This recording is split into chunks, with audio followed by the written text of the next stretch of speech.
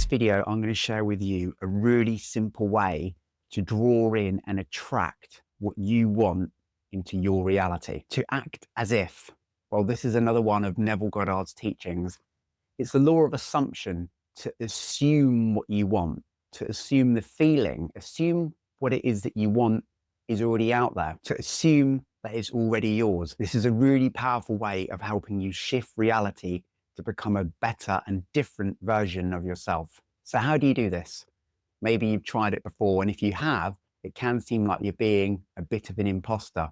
It can seem like you're trying to fool yourself and kid yourself and lie to yourself. It can be hard to act as if, especially if your experience is very different. All your observations and experience are telling you something else. Now, this isn't about tricking you or tricking anybody else for that matter. It's about bringing your mind and your heart in alignment with your desired reality. And it will help you become a better version of yourself. Your beliefs are the lens which shape your world. Now, I worked out a really easy and simple way of overcoming this hurdle of essentially trying to embody another state of being. And you ask yourself this simple question: what would I be doing, thinking, and feeling if I already had what I want? This allows you to act and resonate on the frequency of already having what it is that you want. And it's a straightforward way of shifting from who you are now, your present self, to your desired self. Now, use this as a prompt, and it's straightforward by asking yourself this question and answering it. And you can write the answers down now or say it out loud and put it out there in the universe. By doing this, you shift from your current self instantly to your desired self. You act as if, you take on and embody that different state of being simply by using this prompt. This allows you to act as if and resonate at the frequency of already having it. This will help you to develop the skills to attract what you want and maintain it. And it will allow you to actually feel safe to receive what it is that you want to manifest. It will help eliminate self-sabotage, which is really important. By using this prompt and answering it, it instantly begins to press on your subconscious because you're activating your imagination. You start acting in imagination and in feeling. And imagination and feeling are exceptionally important when you're trying to manifest, and certainly when you're looking to shift into a different version of yourself. And I'm going to give you two examples of how you can get into the feeling as a result of that imaginative state, but also how you can take physical actions in your world to help shift. The first one is that you want a new job. Think about it. But the new job is working remote. It's working from home. So how different would your life be if you went from now, going into the office, working 5 days a week, sat next to your boss, to working at home? Well, you'd save time on commuting.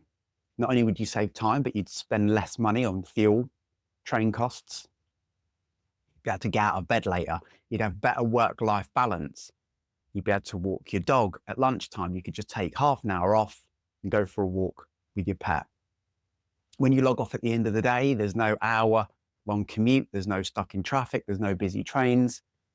You can just chill out, cool off, and go into the next room with your family or your loved ones, or you can go straight out. You can do whatever you want. Perhaps you're getting paid more money, and we'll talk about money in a moment. Now, this is all done from an imaginative perspective because Neville Goddard said that your consciousness is your reality. And by flicking through and creating these scenes, it allows them to press on your subconscious. And when something seeds and sets and sows inside your subconscious, then that's when it will end up transpiring into your reality.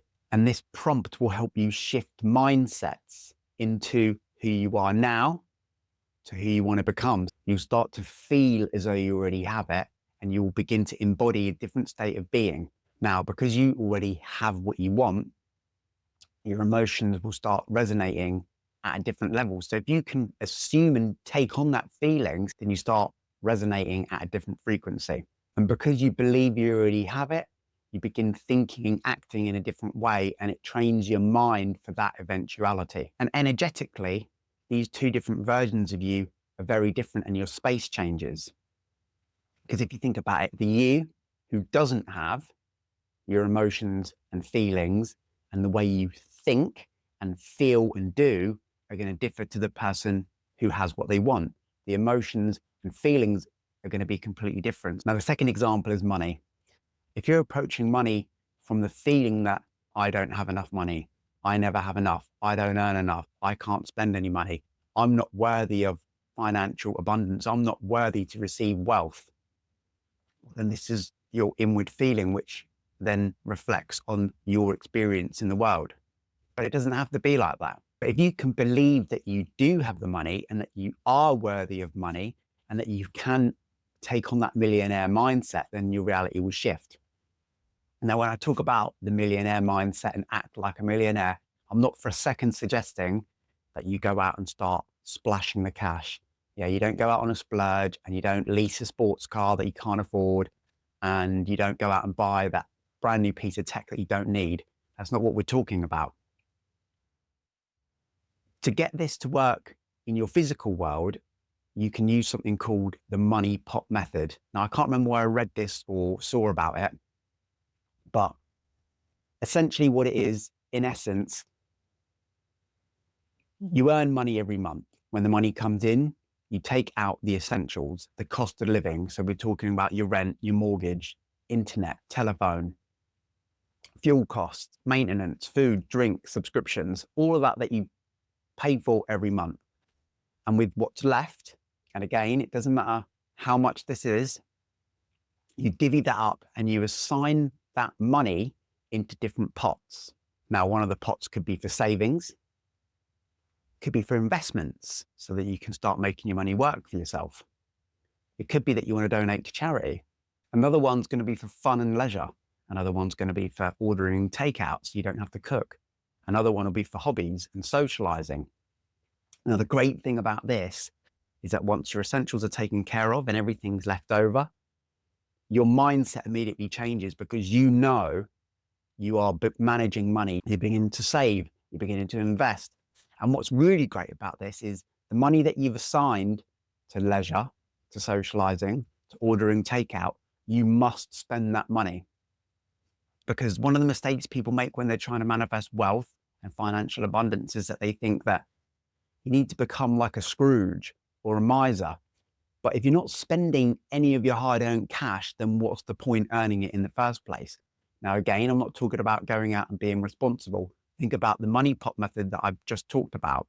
You've assigned a certain amount of cash flow and kitty to certain experiences that will make your life enjoyable and happy. So not only are you getting the self-satisfaction from the money that you're assigning into the different pots, you're also beginning to train your mind and your subconscious that you're good with money. You can manage money. You are responsible with money. It's not the mindset that as soon as the cash comes in, I just go out and waste it on something that I don't need. You're preparing yourself for that financial abundance, for that financial wealth. It starts to change your mindset. And this is a physical way, as well as assuming and embodying the state of being of the person with money, you're taking physical steps in your reality by using money, making it work for you, handling it. And that means that when the financial reward comes, and it will, you know how to handle it, you know how to deal with it, and you'll be responsible and you'll be able to maintain it. When you become that person who can control and manage money, you will find that things work out organically. You will naturally find that financial opportunities arise. This exercise will get you acting differently. It will get you doing differently. It will get you feeling differently. You can embody yourself in the state of being of somebody who is wealthy, somebody who is rich, because you can take on the thoughts and beliefs of somebody with wealth, somebody with money, seeing yourself as a millionaire, embodying the traits and characteristics of somebody who is rich. This is acting as if. Act as if you've already achieved what it is that you set your mind to. Truly believe and assume that feeling, because most people have limited beliefs. And as soon as we come up against an objection, a hurdle, or something which is difficult or challenging, we give up and we stop. And millionaires and wealthy people don't have that mindset. Everything I've just spoke about is the start of you changing from within, because your outward world reflects your inside world. So if you can embody the state of being of what it is that you desire, you change from within, and then your outward reality shifts with it. So remember to ask yourself this question: what would I be doing? What would I be thinking? And what would I be feeling if I already had what I want? And when you do that, that will assist you in shifting into a different and better version of yourself. So I hope you've enjoyed this video. Please like and subscribe like always if you've enjoyed. Any comments, please put them in the comment section and I'll do my best to answer them. And like all of my videos, I will see you folks on the next one. Bye-bye.